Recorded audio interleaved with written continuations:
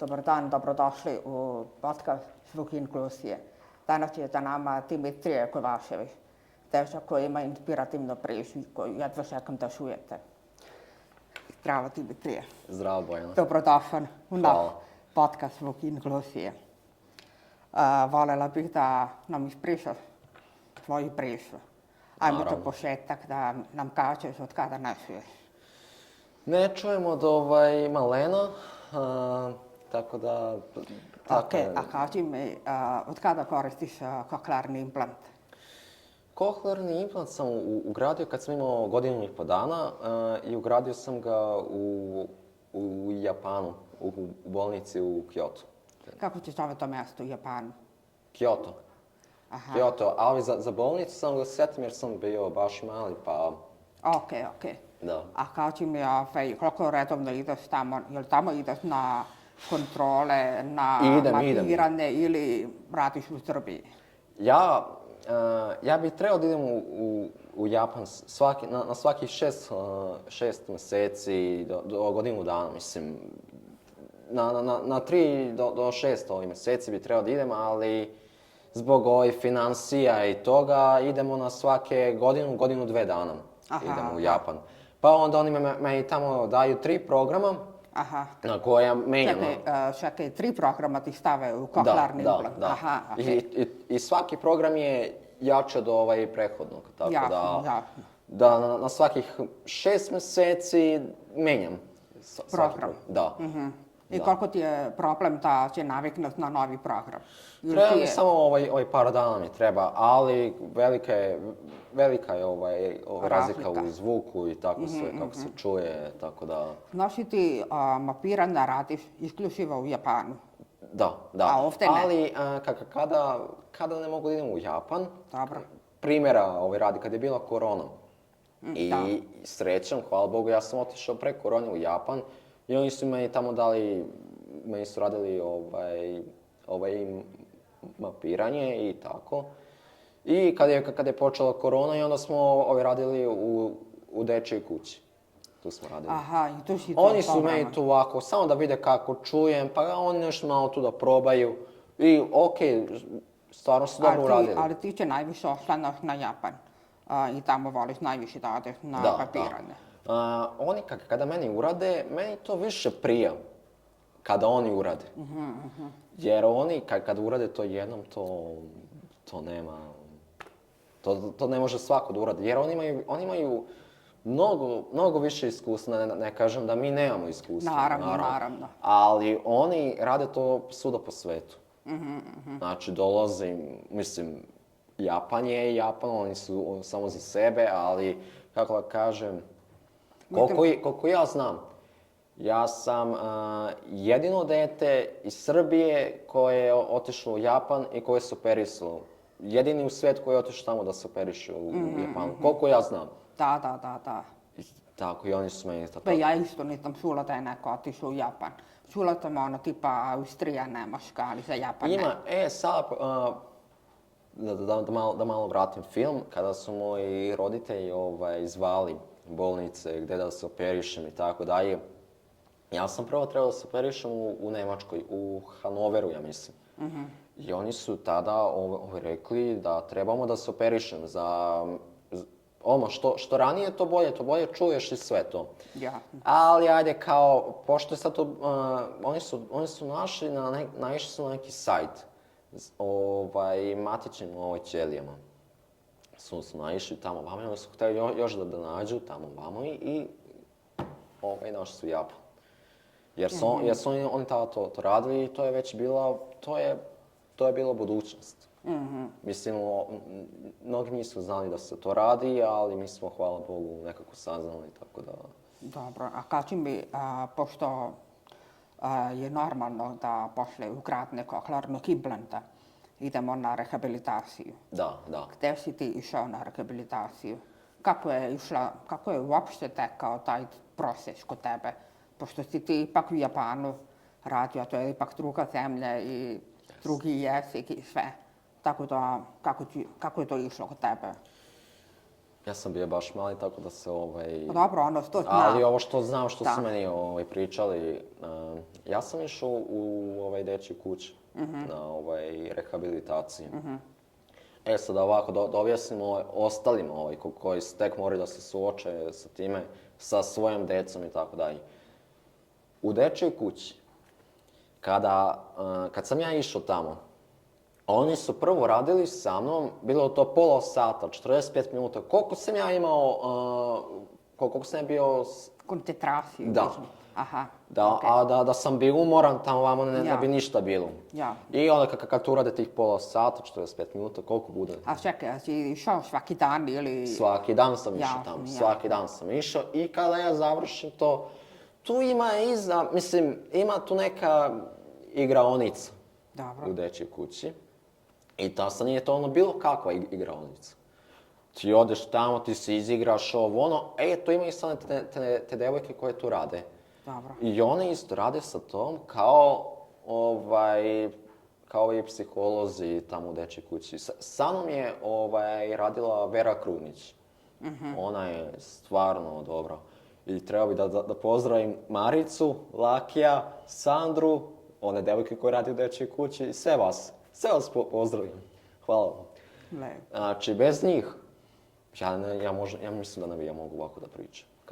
Da. Pa vidim imaš perfektan govor. Sad malo sam, i sad što je bitno, u dečjoj kući, oni dozvoljavaju roditeljima da budu sa decom u toj prostoriji, da bi roditelji gledali kako oni rade. Da bi mogli da radite kod kuće, ja. Da, sad kad mi odemo kući, onda će oni morati raditi s nama. Roditelji, sami su radili, znači, pričali su. Znači, ja se nisam osjećao kao kada nosim implant. Tako se nisam osjećao. Niti razumela, kako ti to osjećao? Kako vam kažem, oni su sa mnom pričali kao da ja čujem. Da ne nosim implant. Oni su tako stalno pričali, tako nisam se osjećao uopšte. Ali su morali da mi pričaju stalno, znači ako nisam nešto čuo, onda oni moraju da mi pričaju 10 puta. Moraju da pričaju dok ja ne shvatim i dok ne razumem ili tako dalje. Dok ne čuješ kako treba, da. Ali to je impresivno jer rehabilitacija je jako bitan deo cijele ove priče, to će ti se ugraditi nekog klarnog implanta. Ljudi misle da ugradiš i upališ svetlo, šuješ i to je to. Nije. Nego je rehabilitacija ipak dugačak proces. To je... I koliko je trajala kod tebe rehabilitacija? Da ti išao i u osnovnoj školi na rehabilitaciju ili... Pa bitno je kad sam bio mali, kad sam dobio implant, išao sam tamo svaki dan, znači, i sve poslije toga sam išao naravno u dečju kuću. Sad malo, ne znam, sad nisam siguran, možda kad sam do 10. godine, možda do 11. I dalje sam išao, ali opet su i samo radili kod kuće. Ali sam išao sasvim normalnu školu, sam upisao. Djeca su me tamo super prihvatila. To me interesuje. Da, znači, nije bilo nikakvih problema i to. Ništa, znači, super, kao... A je li bilo situacija, recimo, da nešto ne čuješ, ne razumeš, pa da ti uskoče drugari, da ti pomognu ili si uspevao? Da, bilo je tih situacija kada nastavnik ili neko ko je predavao da ne kaže nešto dobro, ja onda ovako, izvinite, možete li da ponovite, nisam se lepo razumio, onda on ovako priđe i kaže mi, Dimitrije, ja sam rekao to i to. Imali su strpljenja da ti ponove. Da, imali su. I treba da pohvalim da pozdravim i da pohvalim svoju učiteljicu Svetlanu iz osnovne škole. Moram, šta ću.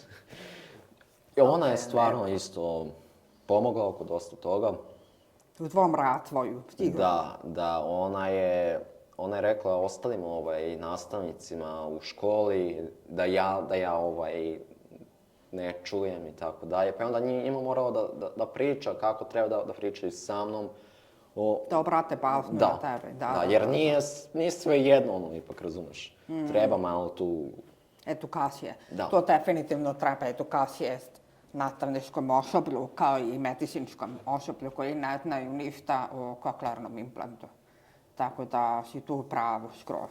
A kaži mi, a gdje si išao u srednju školu? Šta si završio? Završio sam gimnaziju za IT. Isto ovako normalno škola. Redovno, sjajno. Da. I sada si na fakultetu, ali tako? Tako je. Šta ti upisao? Evo mi ga ovdje indeks Sjajno. i upisao sam DIF. Sjajno. Da. Svaka čast. Nije to tako. I nema nikakvih problema što se tiče praćenja nastave. Ništa. Pitam to Sve je kako. super, čujem.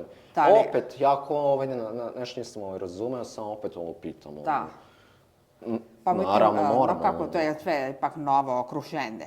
Sad to i pitam. Jest, Jer da. ljudi nisu upoznati sa tim šta je koklearni implant, kako funkcioniše. Jer recimo ja imam taj problem da kada pričam sa nekim i nesvetno krenem na ovu stranu da približim, da čujem sa ove strane, razumeš? Da. Tako da, zato me interesuje kako je kod tebe, kada je onaj, kako se kaže, Amfiteatar. jeste, kad je ono veliko, Da.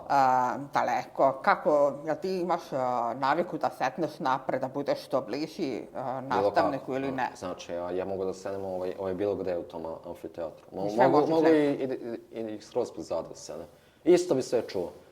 Sad ako pričat neku lekcije tamo vamo, ja samo priđem i kad se završi naravno predavanje i pitam šta ste tu rekli, možete da mi objasnite. I oni će uvijek da pomogu. Sjajno, a kad ti imao problem kada ti upisivao faks? Da nisam? Nisam. Ništa, sve regularno. Sada vam kažem kako to je da se upiše taj faks, jer nije kao svaki. Tu ima plivanje, ples, gimnastika i nešto sa loptama se radi kao A sad kad sam išao na te vežbe, ta plivanje, mislim, ja znam da plivam. Ali kao da vežbamo, da što bolje preplivamo ovaj bazen za što kraće vreme. Aha. Ja sam naravno morao da skinem slušalicu. Naravno, morao sam skinem jer ne smijem sa slušalicom u vodu. Da. Sa implantom. Da. Ja kad sam skinuo, znači niko nije primetio da ne čujem ništa. Sve sam čitao ovako sa usano, sve normalno. Znači ovako sad kad sam sedao skoro s nekima u menzi, ja njima pričam i oni ovako kažu, pa kako? Nisam uopšte primetio, kako? A vidiš, ljudi vole da lupaju blokadu, odnosno barijeru, kada čuju da je neko gluv ili da ima bilo kakav invaliditet, a to ako te ne kaže i odradi se to što treba, onda se posle sude kako su uspjeli.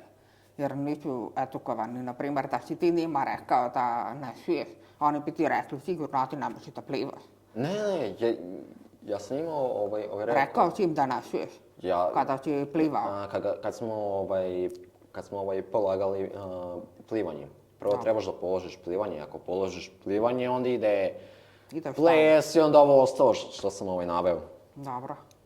Ja sam njima rekao, pošto oni moraju da žvižde. Dobro. Znači, mi stojimo na onima, kao kada se uskače, mislim da znate ono što mislim. I onda ovako žvižde i kad čuješ, uskačeš i plivaš. I onda kad dođeš do kraja, uzmeš taj, ne znam, neki krugić i staviš na bazen i to ti je kraj.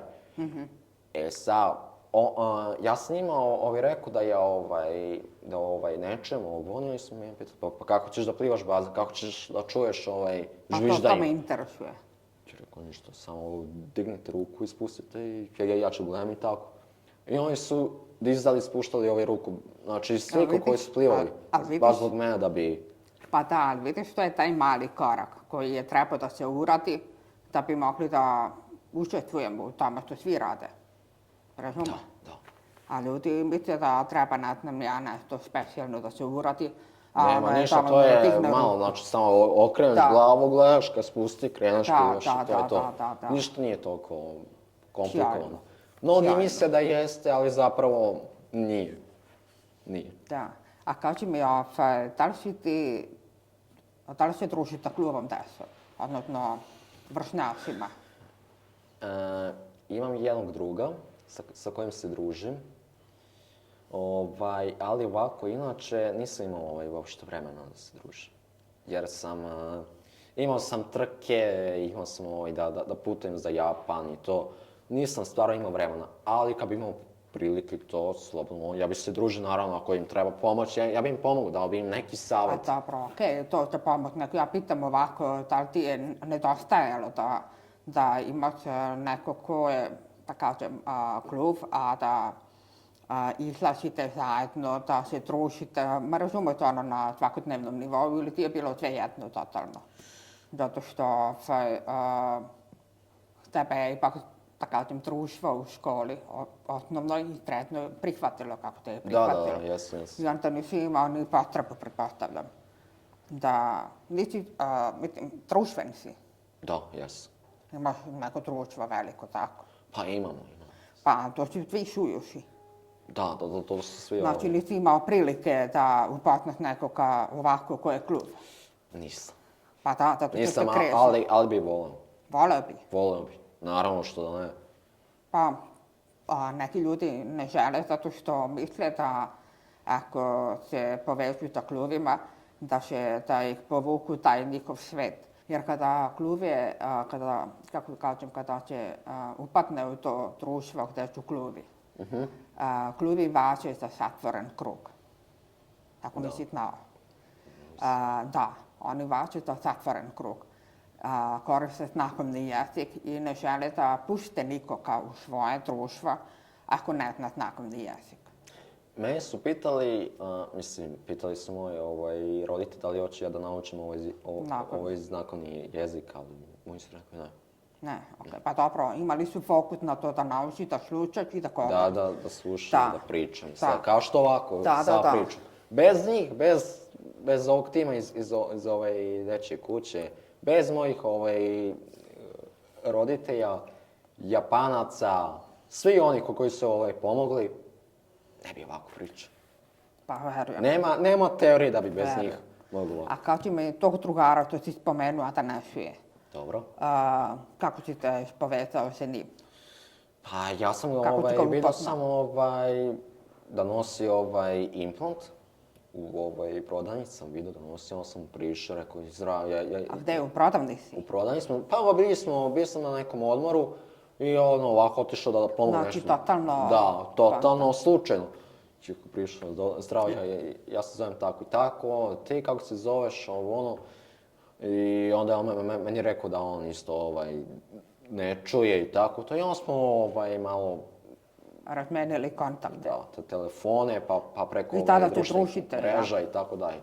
I onda tako smo počeli se družiti i tako. A što je bitno od svega? Što i on isto studira.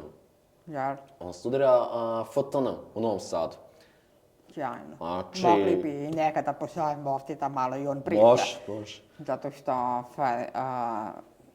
ako nisi znao klubi, inače su važili sa ekipu koja ne može da upiše faks. Zato što im nije prilagođena. I onda je ovo impresivno kada shvatiš da neko koristi kohlearni implant, a može da ide na faks, da nema prepreku. Da. Sad, ono što mene najviše interesuje, malo pre si spomenuo neke trke, a i ovdje nam je kasika i pehar. Tako je. Ja bih voljela da nam ispričaš o tim trkama, jer ja sam čula da je to tvoj hobi. Ako to može tako da se nazove, i voljela bi da nam ispričaš kako je to počelo. Moram da napomenem da Dimitrije se bavi kartinkom. Ne verovali ili verovali, ali tako je. Tako da, kako je to počelo? Kako je to počelo? Sad ćemo reći. Pošto sam je odrastao u porodici gdje je moj deda mehaničar. Stvarno je dobro mehaničar i on se bavio isto trkama. On je vozio rally automobile. On je... To je vozio? Rally. Vozio je to i pa mi je onda pričao kako je vozio auto. Jednom na 2 točka je vozio auto. Na 2 točka? Na 2 točka, ovako. Vozio auto. I onda sam slušao njegove priče kako je on vozio tamo ovamo i onda sam ja to isto želeo da se time ovako bavim. Kad si prvi put stajao nešto? Da voziš? Seo sam na autokomercu, ovako, u smislu hobije, znaš, ovako da probam. I onda su tu prišli, meni su prišli neki ljudi i tu je bio jedan moj prvi trener, Vid Popović, zdravo Vide. On je tada bio prvak Srbije u kartingu. I onda mi je prišao, on zamolio moji roditelji, aj molim vas da dajte mi ovo dete da vozim, molim te da ga učim tamo vamo. I tako je počela priča. Od kada voziš? Vozim od 7. godine, tako nešto, 7. godine. A čekaj, šta si da ti imao? Kakav auto si imao u 7. godini? Karting? Pa... Kakav auto? Je li to onaj na baterije ili šta ti voziš? To me interesuje, tim ja te ne razumem ništa u to, a verujem i veliki broj ljudi. Da. Tako da mi objasni. Sad ću reći, u kartingu imaju to ide po kategorijama, kao u automobilima, u Formuli 1. Dobro. Ja sam počeo da vozim mini karting. To je mali karting za decu. Dobro, kako ti zove? Mini. Mini karting. Da, tako se zove. Ja sam to počeo da vozim i to ide na ovaj benzin, znači sve ima motor, ima karburator i sve što ima kao auspuh i tako sve. Dobro. Ja sam tako to počeo da vozim tu i onda kako sam odrastao i sve tako, onda sam morao da menjam da prelazim u veće i jače kategorije. I ja sam dobio i zlatnu plaketu. Kad sam prvi put osvojio državno prvenstvo u najjačoj konkurenciji. A kad je to bilo? Kada si osvojio? Kad si stekao tako? To je bilo 2000... Aj, rekao bi 16, 17, tako nešto. Mogu sad tako nešto, 16, 17, tako. Dobro. I onda sam dobio zlatnu plaketu za najtalentovanijeg vozača. Ne sad se hvalim, ali samo kažem ovo što jeste. Pa ne hvali se, ja te pitam jer mene interesuje kao i gledaoci, jer nije mi jasno, pošto ti koristiš koklearni implant, jer će, kad imaš trke, znam da će noći kasike. Jel ima mikrofon u kasiki ili nema? Nema. Znači ti nemaš kontakt sa trenerom? Nema. A jel nosiš implant dok voziš? Naravno. A jel ti smeta ta buka koja se proizvodi? Ne, uopšte ne. Ja sad da vam kažem šta je bilo. Ja sam imao jednu trku. Dobro. I sad, naravno, imao sam slušalicu, sve ovako vozio karting i meni se, usred ove trke mi se ugasila slušalica.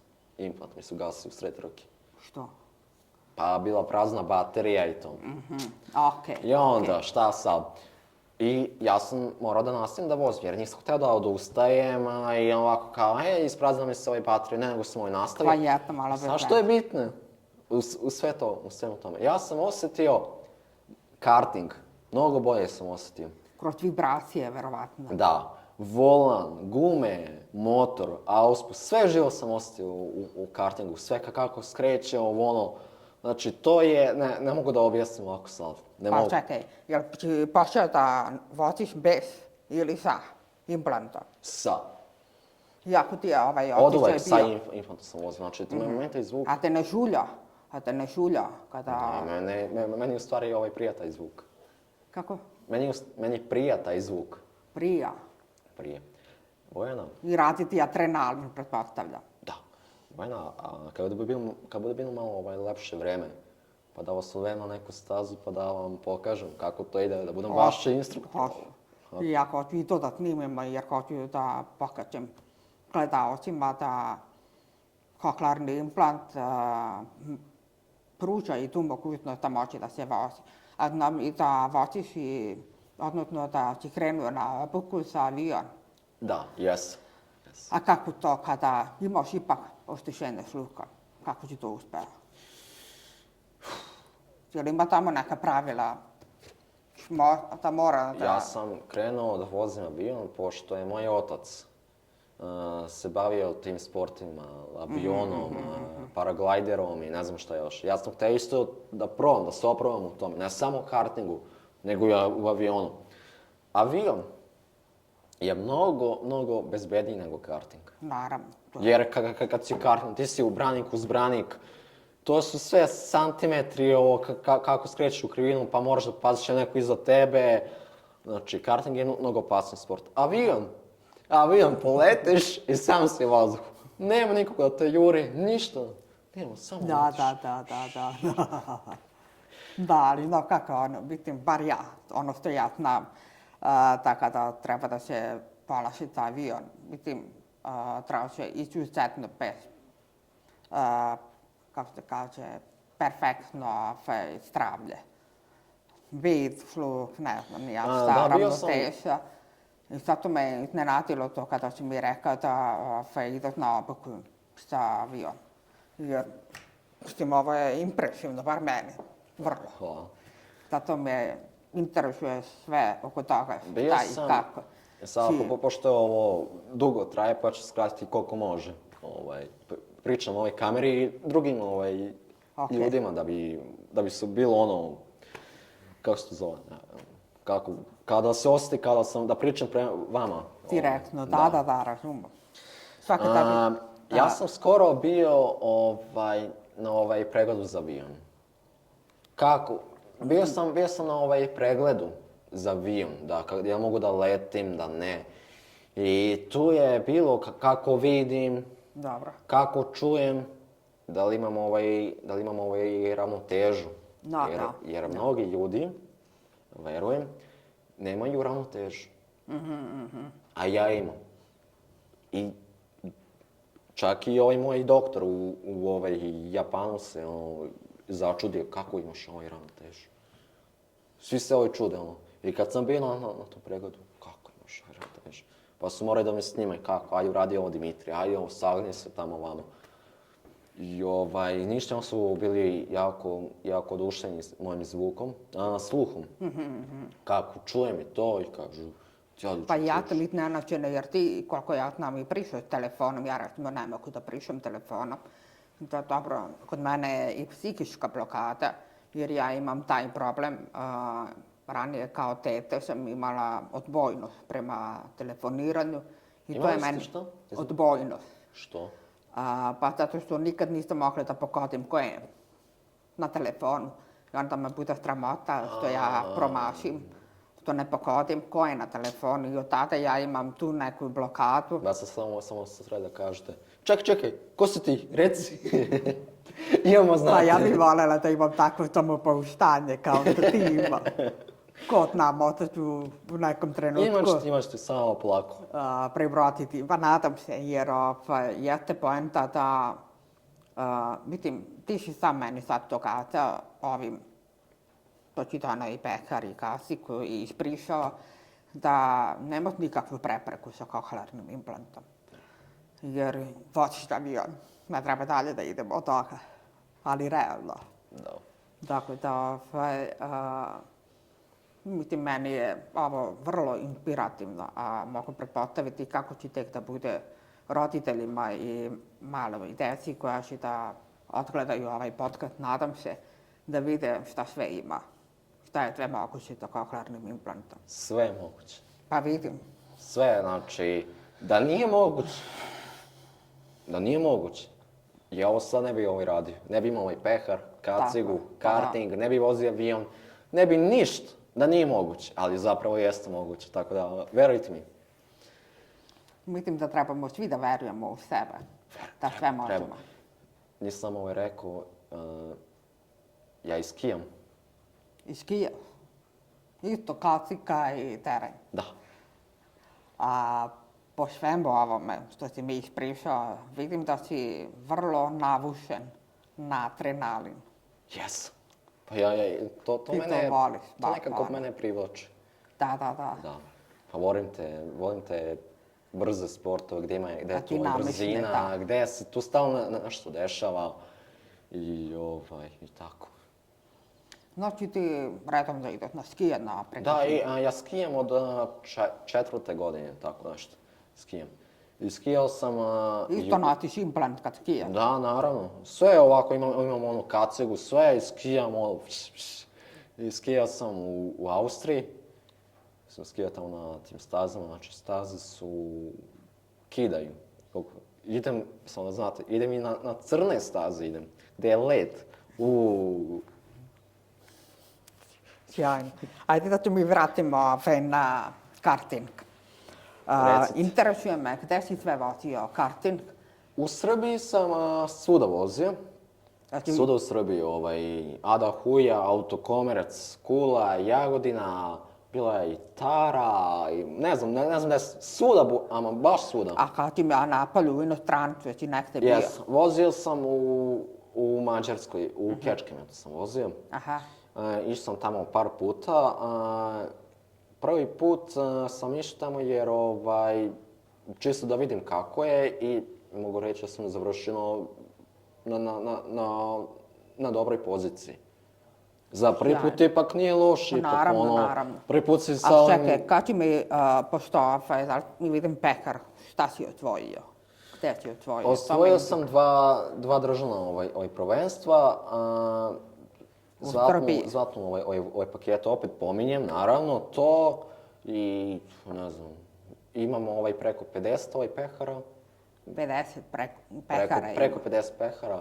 Ok, a kakvi su tvoji ciljevi sada sa kartingom? Jel planiraš da, pošto ti stari, sve da prenošiti na nešto jače ili kakvi su ti planovi? Sad, pošto nisam završio sa pitanjem gdje sam svuda vozio karting, vozio sam u Kečkemetu, naravno, i osvojio sam treće i drugo mjesto. Prošle godine sam osvojio treće mjesto, gdje su isto svi ovako evropski vozači. Ove godine sam došao dan pre trke. Dobro. I sutradan sam uzeo drugo mjesto. Da sutra dana? Sutradan sam uzeo drugo mjesto. Sjajno. A svi su, znači, imaju šatore, znači, kamione, znači, to nije normalno koliko tu. A sa kartingom trenutno šta planiram? Pa sad malo planiram da pauziram zbog faksa. Dobro. Trebam da učim, naravno. Treba se učiti. Mora se. A nisi oduševljen nešto zbog toga. Kažem, nisi nešto oduševljen zbog toga, to moraš da učiš. Moram. Ti pre adrenalin neko da učiš tada. Da, dobro. Previše da vozim to, ali ajde, nema veze. Sad je loše vreme, kiša, sneg, tako da ne može se voziti. Okej. Eto, pa planiram ovako da pauziram i tako to. A ćete preći Ali ću ići ovako da vozim kad tad, da se... A nešto jaše ili ostaješ na tom sada što ideš? Htio bih da idem da vozim automobile. Sad ako dobijem to neko sponzorstvo koje jurim, ako dobijem, ići ću da vozim Suzuki. Suzuki Swift automobile. To je klasa koja je bukvalno za početnike. Aha. Sada, u ovom svetu, verujem i u vašem, isto sad ovako, sad snimamo ovaj podcast, ovo sve, tu je isto treba dosta para. Svaki početak je težak. Sve, znači, tu treba. Možda se javi neki sponsor sada kada pogleda ovaj podcast. U automobilizmu, u kartingu, u bilo kojim trkama. Sponzori su ti najbitniji deo. Sponzor, bez njih ne možeš ništa da uradiš. Jasno. Ali ako bi dobio sponzor, siguran sam da bi bio prvak Evrope ili sveta, kako god. Siguran sam. Boga mi možemo povistanje tamo tako i to mi se jako sviđa kod tebe. Hvala. Ok, kad ću ti meni sada, pošto ja sam vrlo pod utiskom, jer si ti meni svojom pričom ispričao sve to šta radiš. Zapravo da ti nemaš ni jednu prepreku, iako imaš koklearni implant. Nemam ništa. Sve možeš. Sve mogu. Definitivno. Kaži mi, da li misliš da bi tvoj život bio drugačiji da nemaš koklearni implant? To je pitanje na koje je jako teško odgovoriti. Pa ja nisam baš sigurna da je teško. Zato što... Ja mislim da kao prvo nikada nećemo znati. Nikada nećemo znati. Ali mislim da bi isto ove stvari radio. Siguran sam da bi iste stvari radio. Ovako, karting i to. Da, ja sam sigurna u to. Ali eto. Šta je život? Da. I kako ti je puno pamakao taj kaklarni implant. Jeste, ali ima i to neke stvari koje su dobre kod njega. Kad idem da spavam, samo skinem i ko beba spavam. Da. Znači to mi se jako sviđa, skinem spavaš. I niko te ne dira, da. Niko, I to ništa. se meni sviđa isto, ali imaš recimo i mane. Šta ako, na primjer, hitna pomoć, policija i vatrogasci. Ima i toga, da. Tako da ima to i lošu stranu. Ali Ima. zapravo... Ali, ne daj Bože. Da. A kaži mi, da li bi ti imao neki savjet da daš za buduće korisnike kaklarnog implanta? Ja imam više savjeta. Koji bi rekao, na primjer, za početak? Za početak bi rekao prvo da se obratim roditeljima, najpre njima da se obratim, da svoju decu puštaju, da rade, da se igraju, da idu da neki sport da treniraju, da ne budu samo kući, da budu samo zatvoreni. Jer time ništa neće moći da postignu. Moji roditelji, moja porodica, svi su oni mene gurali da idem da radim to, karting, pa avion, dobro, avion, sam, naravno, pa skijanje, i tenis, i ne znam, košarka, odbojka, ne znam šta sam sve trenirao. Samo roditeljima da se obratim, a savjet deci je da imaju vere u sebe, da imaju samopouzdanje u sebe, da veruju da mogu. Da ja nisam verovao u sebe, da nema šanse da ništa da uradim, ne bi osvojio pehare, prvo mjesto to, ali ipak imao sam, Imajte samopouzdanje, deco, i bit će sve, vidjet ćete kako će vam se život ovako promeniti. Verujte mi. Vidim da ti mnogo znači podrška porodice i prijatelja. Mnogo mi ovo znači. A i verujem da bez njih ne bi postigao sve ovo što si sada Znači, postigao. podrška je najbitniji faktor kod ove gluve dece. Podrška je isto bitna, samo da znate. Podrška je isto. Ok, hvala ti puno, Dimitrije, što si mi bio gost Ništa. i što si podelio sa nama ovako inspirativnu priču. Ima to još tih priča, ali za sada ovako opšte da vam kažem šta i kako. Samo se obratim svima. Poslije ću staviti ovdje svoj link svojih društvenih mreža. Obratite mi se za svaku pomoć ako imate neki savjet. Mislim, ako trebate nešto da vam pomognemo, mi ćemo da vam pomognemo, ja i moja porodica, jer mi imamo dosta iskustva sa time, pa ćemo reći šta, kako da radite to. Znači, slobodno mi se obratite. I ako hoće neko da mi se javi da se druži sa mnom, samo me zovite. Naravno. Nevjerovatno kako ovaj dečko ima samopouzdanje, koliko je opušten pred kamerom, dok ja još uvijek nisam baš sva svoja pred kamerom. Ali dobro. Imat ćete vi. Samo polako. Da, ali što tada, ja mislim da smo okej ispali.